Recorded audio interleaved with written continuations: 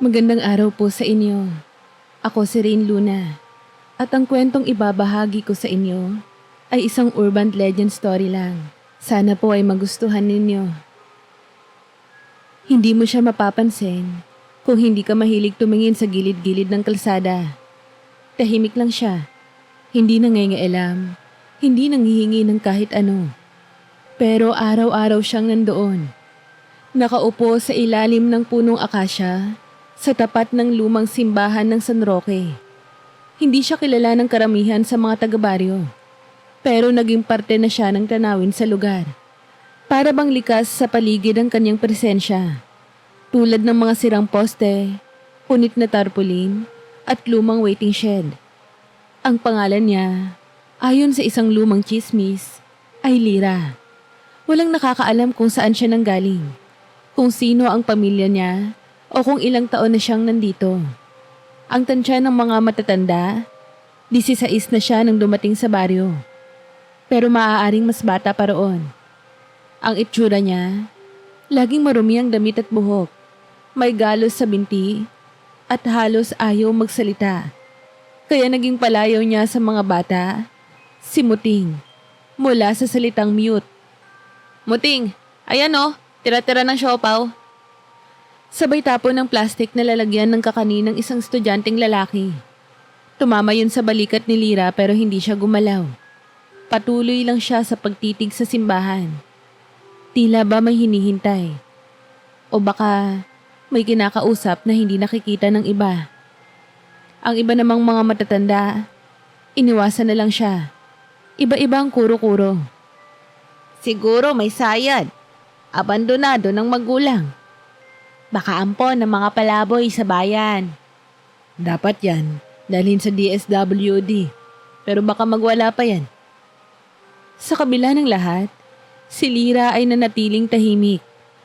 Ang tanging bagay na nasa tabi niya palagi ay isang basyong kahon ng sapatos, kung saan madalang na may ilang barya o kaning lamig na iniiwan ang may awa. Ngunit kahit ang mga yon, minsan ay kinukuha pa ng ibang bata. Oy! Oy! Ibalik niyo yan! Sigaw ng isang lola ng isang araw ay agawan ng kanin si Lira ng batang palaboy. Ngunit si Lira, imbis na habulin, ay tumalikod na lamang at dahan-dahang kumain ng natirang piraso ng tuyo. Panahon ng tag-ulan, ang langit ay tila galit na galit habang bumubuhos ang ulan at dumadagundong ang kulog. Ang karamihan sa mga tao ay nagkukubli sa kanilang bahay o sa loob ng simbahan. Ngunit si Lira ay naroon pa rin sa ilalim ng puno. Basang-basa, nanginginig at yakap-yakap ang sarili. Wala siyang payong, walang kumot, walang silungan. Isang tindera ng banana Q ang lumapit. Tay, halika dito. May trapal ako sa pwesto ko. Ngunit bago siya makalapit, tila lumamig ang paligid. Napahinto siya. Napatingin kay Lira. Sa isang iglap, para bang iba ang itsura ng dalaga. Ang mga mata nito ay tila kumikislap sa ilalim ng ulan. At saka, narinig niya ito. Mahinang bulong. Hindi galing sa bibig ni Lira, kundi parang dumadaloy sa hangin. Kung totoo kayong mga diwata, kunin niyo na lang ako. Napaurong ang tindera. Hindi niya maintindihan kung imahinasyon lang ba yun o totoong nangyari. Tumalikod na lang siya. Natakot sa panginginig ng kanyang laman. Simula noon, hindi na muli lumapit ang tindera kay Lira. Tuluyan na rin siyang iniwasan ng lahat. Lalo na ng mga matatanda. Kinabukasan, usap-usapan sa tindahan. Sabi ng kapitbahay ko, narinig daw niyang nagsasalita yung Muting kagabi. Dati, hindi ba wala talagang boses yun? Baka sinapian na. O baka. Sabat ng isang matandang lalaki na tila seryoso. Tinatawag niya ang mga nilalang sa kabila. Tahimik ang lahat. Walang gustong magtanong kung ano ang ibig niyang sabihin. Ayaw nilang malaman. Pero may isang batang babae na umuwi ng takot na takot kinagabihan. Sabi niya, Habang dumadaan siya malapit sa puno, kung saan laging nakaupo si Lira, nakita raw niyang may umiikot na puting ilaw sa paligid nito. Tila may anino rin daw ng isang matandang lalaki sa likuran. Hawak ang isang tungkod. Ngunit nang magising ang baryo kinabukasan, wala na si Lira. Ang kahon ng sapatos ay naiwan sa ilalim ng puno. Walang barya, walang kanin, pero may iniwang 3 puting balahibo na tila lumulutang sa hangin. Maagang umaga, umuusok pa ang kape sa mga tasa ng mga tindera sa karinderya nang kumalat ang balita. Wala na yung muting! Wala na si Lira! Tumigil ang halo-halo sa kawali. Napalingon ng mga tsismosa, ang mga namimili ng gulay, pati ang sakristan sa labas ng simbahan. Para bang may isang puwang sa araw-araw nilang eksena. Ang puno ng akasya ay tila mas malungkot sa pagkakasilay nito sa araw. Walang Lira. Walang kahon ng sapatos. Walang aninong nakaupo. Walang batang pulubi na tila bahagi ng background ng baryo. Siguro, nilamon na ng lupa. Biro ng isang tambay pero halata sa boses niya na may halong kaba. Baka naman kinupkop ng munisipyo. Sabat ng isa, pero may duda sa tono. Ngunit ang pinakakakaiba ay ito. May isang matandang lalaki na hindi taga roon ang dumating sa baryo ng mismong araw na iyon. May mahaba itong puting buhok na nakatirintas. Mapuputing balbas na abot sa dibdib. At suot na kupas na barong na tila hango pa sa sinaunang panahon. Bitbit niya ang isang tungkod na may palamuti ng ukit. Hugis ahas na paikot sa kahoy. Ang mga mata niya ay kulay abong kayumanggi.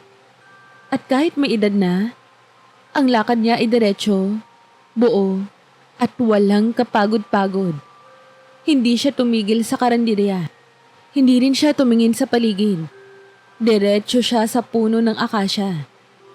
Pagdating niya roon, tumigil siya. Pinikit ang mga mata, yumuko, dinampot ang isang puting balahibo sa damuhan. At sa isang iglap, para bang tumahimik ang lahat ng paligid. Walang aso, walang tricycle, walang hangin. Tanging kaluskos ng balahibo at tunog ng kanyang hininga ang naririnig ng mga nakasilip. Maya-maya, nagsalita siya. Hindi sumigaw, hindi lumingon. Basta, diretsong tinig. Matagal ko siyang hinanap. Ngayon, nahanap ko na siya. Pero huli na ba ako? Sa mga osesero, lalong dumami ang tanong. Sino siya? Ano ang alam niya tungkol kay Lira? Paano niya nalaman ang pangalan? Hindi nagtagal, pinatawag ng barangay kapitan ng matanda. Sa opisina, naupo ito sa kaharap ng desk at nagtanong. Pasensya na ho, kayo po ba'y may reklamo o may kailangan sa barangay? Tumingin ang matanda sa kanya. Diretsong tingin. Mapayapa pero malalim. Saka siya nagsalita. Paos, ngunit matatag. Ako si Gadyo, anak ng albularyong sila Candano, tagapangalaga ng mga nilalang ng hangganan. Ako ang tagapagbantay ng mga isinumpa at ang tagagising sa mga itinakdang makatawid. Nandito ako upang bawiin ang batang engkantada na itinapon sa mundo ng tao. Natigilan ng kapitan. Akala niya may sayad ang matanda. Ngunit ang hindi niya alam, bakit biglang nagkaroon ng malamig na hangin sa loob ng silid. Napansin niyang gumalaw ang kortina, kahit sarado ang bintana. Napansin din niyang nanginginig ang mesa. Pero hindi ito galing sa lindol. Itinuloy ni Gadyo habang pinipisil ang balahibo sa kamay. Ang batang si Lira ay hindi ordinaryong pulubi. Anak siya ng engkantadong diwata at isang mortal na babae. Ngunit tinakwil siya, iniwan at isinumpa ng parehong mundo.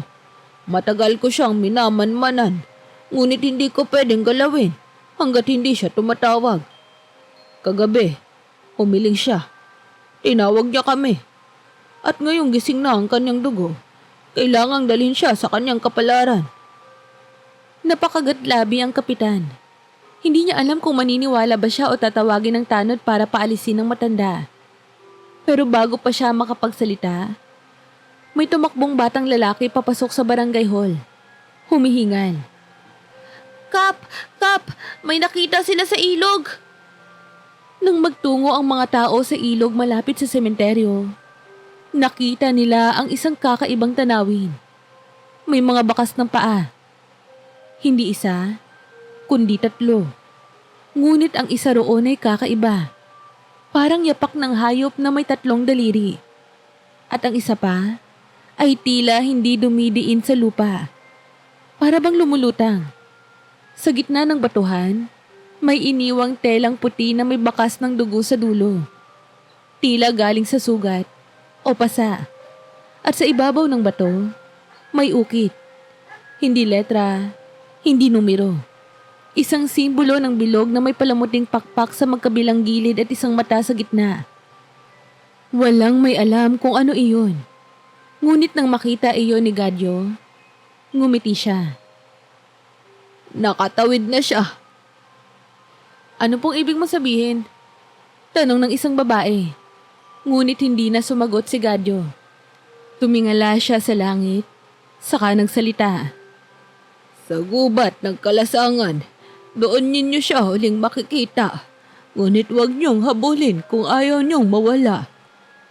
Samantala, sa malalim na bahagi ng kagubatan, nagmulat ng mata si Lira.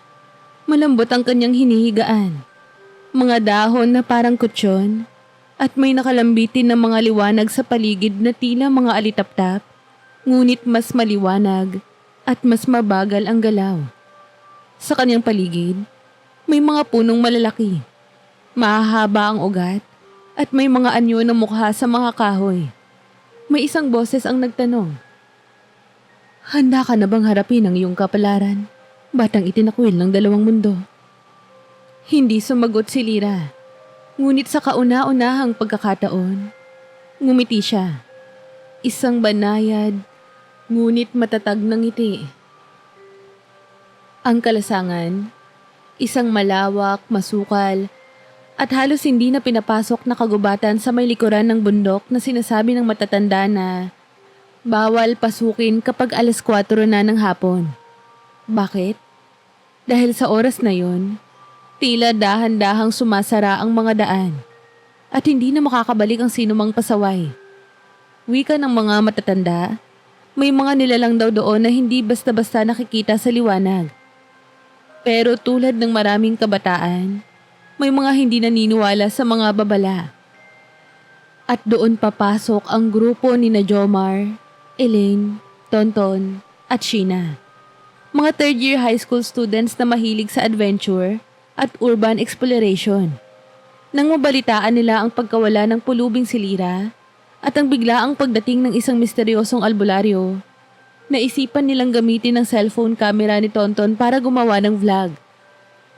Ano yun, tol? Encanto content? Pwede yan ah. Views yan. Bulong ni Tonton habang inaayos ang selfie stick. Tanga! Baka totoo kaya. Seryoso yung matanda eh. Kontra ni Sheena pero sumama pa rin. O basta, kapag may nakita tayong kakaiba, wag lang tayong tatanga-tanga. Huwag lalabas sa grupo, okay? Paalala ni Jomar, ang unofficial leader ng barkada. At ganoon na nga. Bandang 5:00 ng hapon, pumasok sila sa kalasangan. Bit-bit ang flashlight, isang bottle ng tubig, isang plastic ng chichirya, at syempre, ang phone na nakarecord. Sa unang oras, tila ordinaryo lang ang paligid. Tahimik. Mas tahimik lang kaysa sa dati. Ang mga sanga ng puno ay parang lumuluhod pababa. Tila may bigat. At sa bawat hakbang nila, napansin nilang kumakapal ang damo at lumalalim ang dilim. Kahit hindi pa naman lubos na lumulubog ang araw. Biglang may narinig silang agos ng tubig. Isang maliit na ilog. Uy, dito na yun. Bulalas ni Elaine sabay turo sa kabilang panig. Sa may batuhan ng ilog, may aninong nakaupo. Isa itong babae. Nakasuot ng puting balabal, Mahaba ang buhok at tila may kislap sa balat. Hindi ito gumagalaw. Hindi rin sila agad lumapit. Parang si Lyra ata yun. Bulong ni Sheena. Imposible. Sugot ni Tonton pero may kaba sa tono. Naglakad sila papalapit. At habang lumalapit sila, napansin nilang hindi tumutulo ang tubig ulan sa katawan ng babae. Para bang may manapis na alon ng enerhiya na humaharang dito. Ate, mahinang tawag ni Jomar. Bigla itong tumingin. Ang mga mata nito ay mapusyaw na asul. Hindi puti, hindi brown, kundi kulay langit. At ang tingin nito sa kanila ay hindi takot. Hindi rin galit kundi pagtataka. Bakit kayo nandito? Tanong ng babae. Mahinahon, malamig, at tila hindi galing sa isang mortal. Nag-e-explore lang po kasi may nawawalang babae raw. Sagot ni Elaine na nanginginig. Ngunit bago pa siya matapos, tumayo ang babae. Kumislot ang kanyang balabal at mula sa likod nito ay lumitaw ang tila mga pakpak. Hindi kagaya ng ibon, kundi gawa sa liwanag. Hugis dahon na kumikislap sa bawat galaw. Napaatras ang grupo. Hindi kayo dapat nandito, sabi ng babae. Bakit po? Ikaw po ba si Lyra? Tanong ni Tonton. Hindi siya sumagot. Bagkus, lumutang ang babae sa ibabaw ng tubig. Oo, lumulutang siya. Walang ingay, walang tilamsik. Tumawid siya sa kabilang pampang at bago tuluyang mawala sa madilim na bahagi ng kagubatan, muli siyang nagsalita. Umalis na kayo habang may oras pa. At sa isang iglap, lumakas ang hangin. Nagsayawan ng mga puno. Umangat ang alikabok. Ang mga ilaw ng cellphone ay namatay. Nawalan ng signal. At sa hindi maipaliwanag na dahilan, nakaramdam ng matinding lamig ang apat. Parang nilalamon sila ng paligid. Hindi nila alam kung paano pero parang napunta sila sa ibang daan. Lumabas sila ng kalasangan mula sa parte ng gubat na walang trail. Pagod, pawis, nanginginig. At nang tignan nila ang phone ni Tonton, nabura na ang lahat ng video. Ang huling naiwang footage ay isang imahe ng isang mata na kulay asul. Tila sumulyap mismo sa kamera bago ito mamatay. Pagbalik nila sa baryo, nagkwento sila. Ngunit gaya ng inaasahan, walang naniwala. Tinawanan sila. Sinabihang gumagawa ng kwento para lang sumikat online. Pero sa pagitan nilang apat, alam nila ang totoo. Lalo na si Sheena, na hindi makalimutan ang itsura ng babaeng lumutang sa ilog. Si Lyra yun, pero hindi na siya pulube. Isa na siyang nilalang ng liwanag. Sabi niya. Hindi pa rin matahimik ang buong baryo. Sa kabila ng pagtanggi ng marami na maniwala sa nakita ng apat na kabataan, unti-unti pa rin kumalat ang balita. Lalong nag-ingay ang mga tsismosa sa palengke. Lalo na at may mga nagsasabing, tunay ngang engkanto ang babaeng nawala. May ilan pang matandang umamin na minsan nang nakakita ng kakaiba sa kagubatan. Pero hindi lang sila pinaniwalaan noon. At sa gitna ng lahat ng ito, ang matandang si Gadyo, ang misteryosong albularyo na biglang dumating sa baryo, ay muling nagpakita. Sa mismong simbahan. Dito siya lumapit sa altar. Pinikit ang mga mata at nagdasal ng isang salitang hindi nila maintindihan. Hanggang sa lumapit ang pari at tanungin siya. Kapatid, may tutulong po ba kami? Ngunit imbis na sumagot, humarap si Gadyo sa lahat ng naroon. Kabataan, matatanda, at pati ang apat na kabataang bumisita sa kagubatan. At doon niya inumpisahan ang kwentong matagal nang nananahimik. Ang batang tinawag ninyong pulube, ang inyong nilait, itinaboy at kinalimutan, ay hindi ordinaryo. Siya si Lyra, anak ng diwata ng liwanag at ng isang mortal na lalaki. Tahimik ang lahat. Walang kumibo. Sa mundo ng mga engkanto, may batas.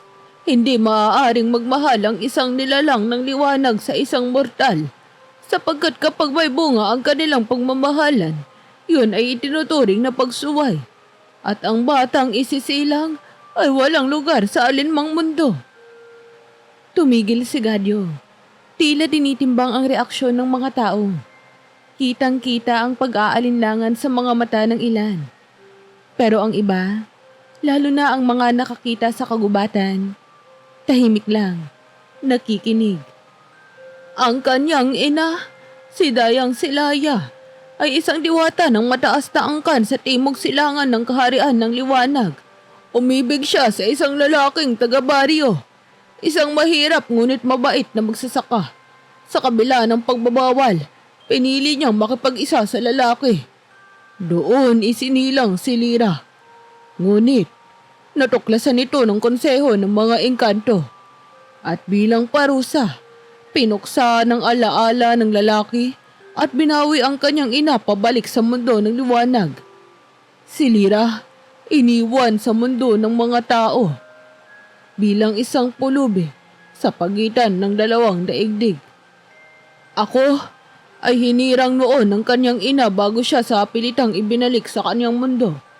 Ako raw ang magbabantay sa sanggol kung sakaling mabuhay ito sa mundo ng mga tao. Ngunit hindi ko siya pwedeng kuhanin hanggat hindi siya nagkukusa. Kusa niyang tatawagin ng mga diwata hanggat hindi siya humiling na ibalik siya sa kanyang pinagmulan. Bumigat ang hangin. Ilan sa mga nakikinig ay napayuko. Tila nahihiyang maalala ang panlalait kay Lira.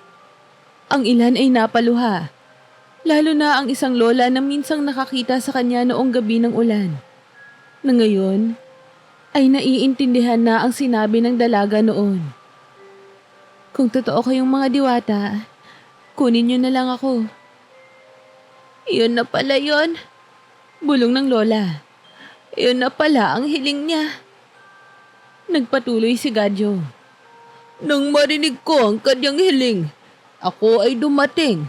Dinala ko siya sa kalasangan, ang hangganan ng dalawang mundo. Hindi pa siya ganap na engkanto, ngunit mulat na ang kanyang dugo. At sa lugar na iyon, sa ilalim ng ilog ng alitaptap, sinimulan na ang pagbabago sa kanya. Ngunit, hindi lahat ng engkanto ay sang-ayon sa kanyang pag-iral. May mga nilalang na nais siyang pigilan. May mga nilalang ng kadiliman na takot sa ilaw na dala ng isang anak na mortal at diwata. Dahil kung maging ganap si Lira, maaaring bumagsak ang balanse sa pagitan ng liwanag at dilim. Tumingin si Gadyo sa labas ng simbahan na para bang may inaabangan. At ngayong gising na ang kanyang kapangyarihan, hindi lang siya ang delikado, kundi tayong lahat. Bakit po hindi niyo agad sinabi sa amin? Tanong ng sakristan. Halatang natataranta. Kasi hindi kayo handa. At ngayon, panahon na para harapin niyo ang bunga ng inyong pagtataboy. May sumigaw mula sa likuran. Paano kung gusto naming tulungan si Lira? Ngumiti si Gadyo. Unang beses mula nang dumating siya sa baryo. Kung ganyan ang inyong hangarin, maaari pa kayong makatulong.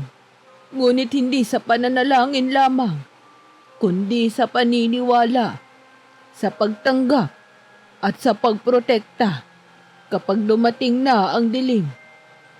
Samantala, sa loob ng kalasangan, nakaluhod si Lira sa harap ng isang maliit na dambana na gawa sa ugat ng mga puno. Sa harapan niya ay isang florera ng kumikislap na likido at isang salamin na hindi nagbabalik ng refleksyon, kundi alaala. Mga matang nanghusga sa kanya, mga tinig na nanlait, mga kamay na nagtulak, at mga matang walang pakialam. Lumapit sa kanya ang isang engkanto na may mukha ng puting uwak, nakasuot ng gintong kapa. Handa ka na bang magpasya? Kakalimutan mo na ang lahat o babalik ka at harapin ang pinagmulan mo. Saglit siyang hindi kumibo. Hanggang sa wakas, tumayo siya. Hindi ko sila kinalimutan. Ngunit handa na ako na malaman kung sino talaga ako. Tahimik ang kalasangan habang binabaybay ni Lira ang daan patungong pugad ng hukom. Isang lihim na bahagi ng kagubatan kung saan nagtitipon ng mga matatanda at makapangyarihang nilalang ng mundo ng engkanto. Sa kanyang paligid, ang mga punong dati ay tahimik at tila ordinaryo, ngayon ay gumagalaw. Waring sinusundan ang bawat yapak niya. Ang mga dahon ay kumakaluskos sa hangin na tila nagsusumbong sa bawat hakbang niya. Hindi ito isang paglalakad ng parangal. Ito ay paglilitis. Pagdating niya sa isang patag na lugar na may bilog na batuhan sa gitna, tumambad sa kanya ang napapalibutang mga nilalang. Mga lambana na kumikislap ngunit malamig ang mga mata. Isang dambuhalang tikbalang na nakaupo at nakasandal sa punong may mukha. Isang kapreng may usok na lumalabas sa bunganga, nakasilip sa lilim ng dambuhalang puno, at mga diwata ng magkakaibang elemento. Lupa, hangin, apoy at tubig, na nakatayo sa apat na sulok ng bilog. Sa gitna ng lahat, si Hara Lulaya, isang diwata ng panahon, ang siyang pinakamatanda at may hawak ng bantay liwanag. Ang sinaunang lampara na tumitimbang sa puso ng nilalang. Nandoon din si Gadyo, ang albularyo na tahimik lang na nakaupo sa isang batong upuan sa tabi ng lambana. Sa ngalan ng hangganan, wika ni Hara Lulaya, isinusumite sa ating harapan si Lira, anak ng liwanag at mortal, upang timbangin kung siya ay karapat-dapat maging bantay ng ating daigdig. Umugong ang lugar. Ang mismong lupa ay tila kumulo. Inilapit kay Lira ang bantay liwanag. Isa itong antigong lampara na kapag inilapit sa puso ng isang nilalang, lilitaw ang tunay na anyo ng kaluluwa. Sa iba, kulay bughaw ang liwanag, simbolo ng kapayapaan. Sa iba naman, pula, simbolo ng gulo at ambisyon. Ngunit sa mga hindi tanggap ng dalawang mundo, madalas ay itim. At kapag kulay itim, tinuturing silang panganib. Lumapit ang diwata ng hangin at inilapit ang lampara kay Lira. Napalunok siya. Tumigil ang hangin. At saka, namatay ang lampara. Sa muling pagkabuhay nito, isang kakaibang liwanag ang bumalot. Kombinasyon ng bughaw at gintong dilaw. Naglalakip ng linaw, tapang, at pag-asa. Napabulong ang mga lambana. Hindi ito basta dugo ng engkanto. May liwanag ng layunin. Ngunit bago pa man makapagsalita si Hara Lulaya, isang malalim at masangsang na boses ang umalingaw-ngaw sa paligid. Hindi siya karapat-dapat. Mula sa likod ng mga punong itinakip sa gilid ng pugad ng hukom, lumabas ang isang nilalang. Si Sitalag, isang dating tagapangalaga na itinakwil. Isa siyang engkanto ng anino. May balat na tila abo at mga mata na singdilim ng gabi. Siya ang tinatawag ng ilan bilang engkanto ng pagkakalimot, sapagkat kayang burahin ng kanyang lahi ang alaala ng sinuman. Ang dugo ng mortal ay sumpa sa ating mundo.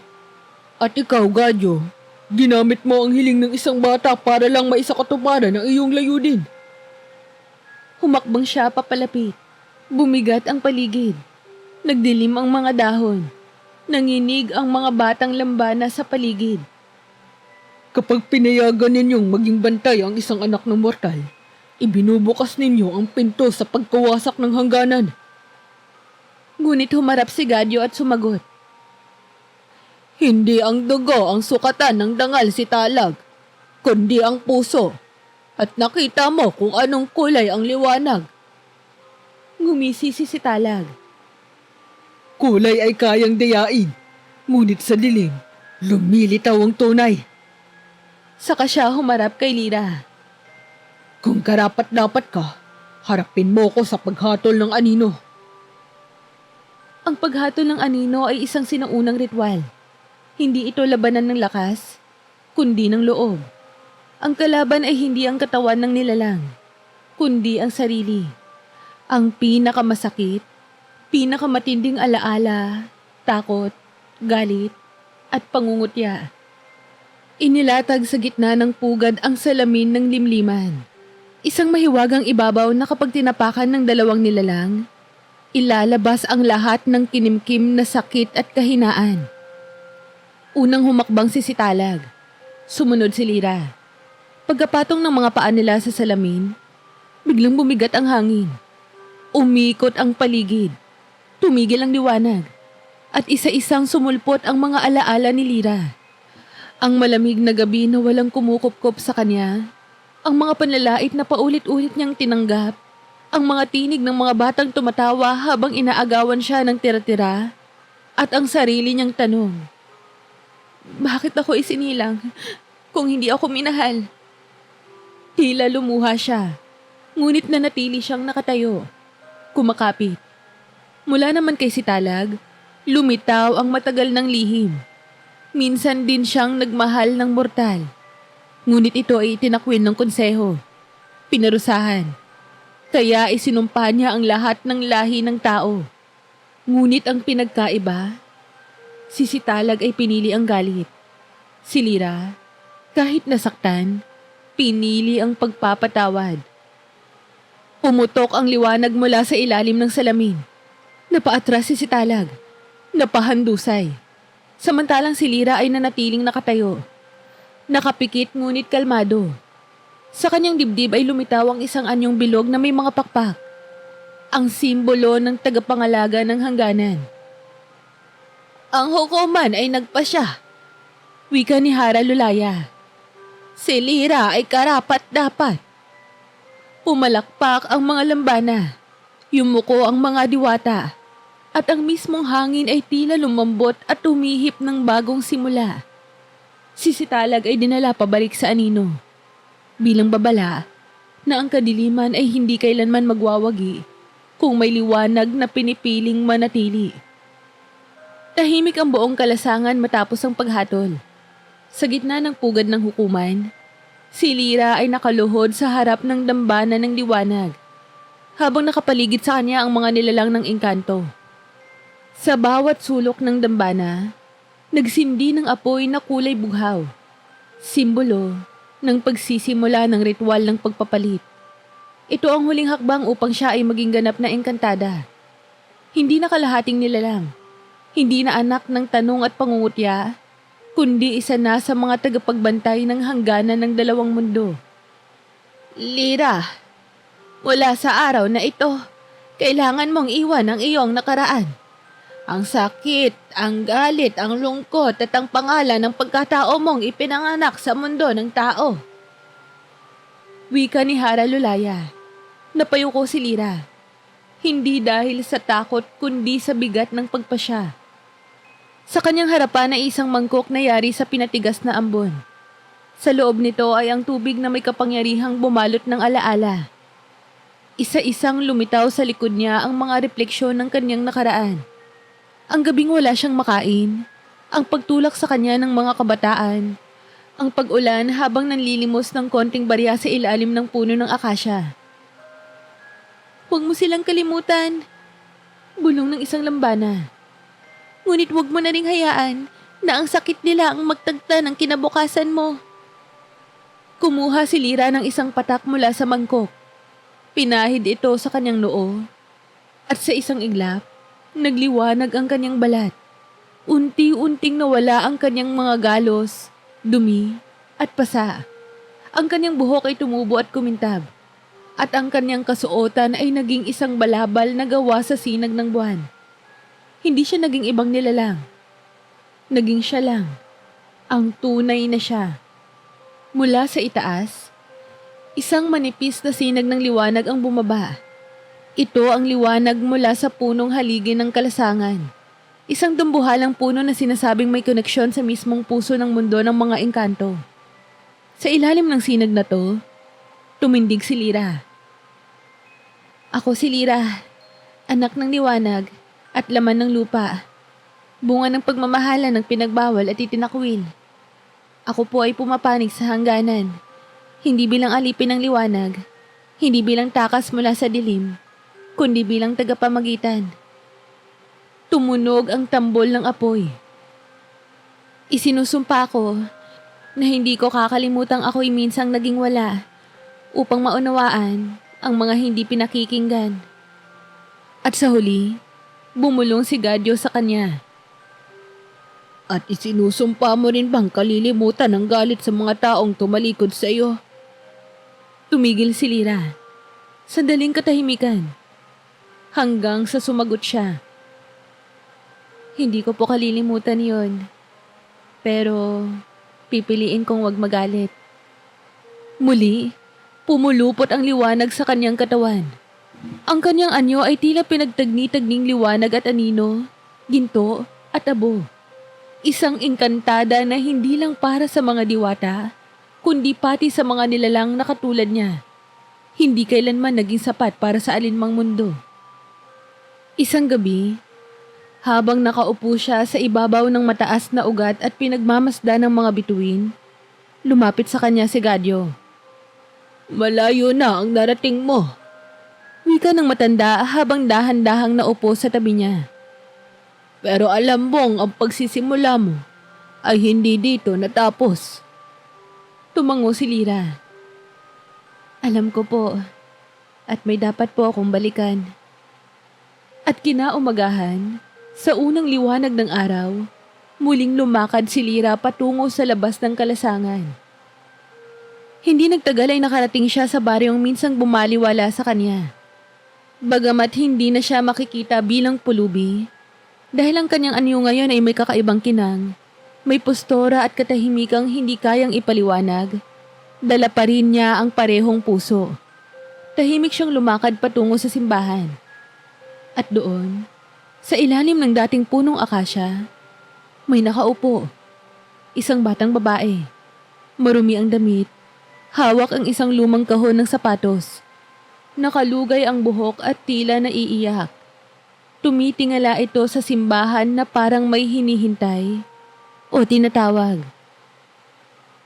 Kung totoo kayong diwata, kunin niyo na lang ako. Bulong ng bata. Para bang may gumuhit sa alaala ni Lira ng eksenang yun. Sapagkat yun ang eksaktong sinabi niya noon. Noong siya'y basang-basa sa ulan at nananalangin ng awa. Lumapit si Lira. Tahimik. Hindi siya lumulutang. Hindi rin siya lumiliwanag. Isa siyang anyo ng kalmadong babae na may mata ng pag-unawa. Anong pangalan mo? Tanong niya. Mayumi. Sagot ng bata, halos pabulong. Wala po akong pamilya at wala ring gustong tumingin sa akin. Umupo si Lira sa tabi niya. Hindi siya agad nagsalita. Hinayaang humaplos ang hangin sa pagitan nilang dalawa. Tumingin siya sa langit at saka bumulong. Alam mo bang minsan, may isang batang katulad mo na umupo rin dito? Marumi, gutom, at nananahimik. Akala niya wala siyang halaga. Pero nagkamali ang mundo tungkol sa kanya. Napatingin si Mayumi. Anong nangyari sa kanya? Ngumiti si Lira. Pinili siyang maging ilaw. Sa mga sumunod na araw, naging palaisipan sa mga taga-baryo kung sino ang babaeng laging nakikitang kausap ng mga pulubi. Nagiiwan ng pagkain sa gilid ng simbahan at tahimik na naglalakad sa mga lansangan na tila may hinahanap. Hindi siya kinakausap ng marami. Hindi dahil sa takot, kundi dahil sa hiwaga ng kanyang presensya. Ang kanyang mga mata ay tila nakakabasa ng kaluluwa at ang kanyang tinig ay may dalang ginhawa. Walang nagsabi, ngunit unti-unti, may mga taong nagsimulang magbago. Ang mga batang dati ay nangaasar ng pulubi, ngayon ay nagbibigay na ng tinapay. Ang mga matatanda na minsang nanood lang ay nagsimulang mag-abot ng kumot tuwing umuulan.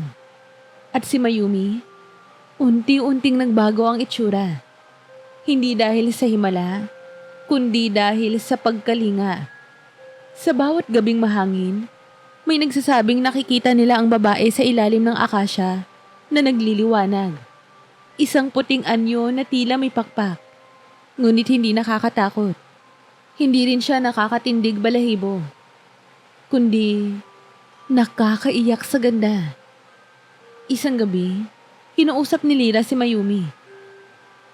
Handa ka na ba sa bago mong tahanan? Saan po yun?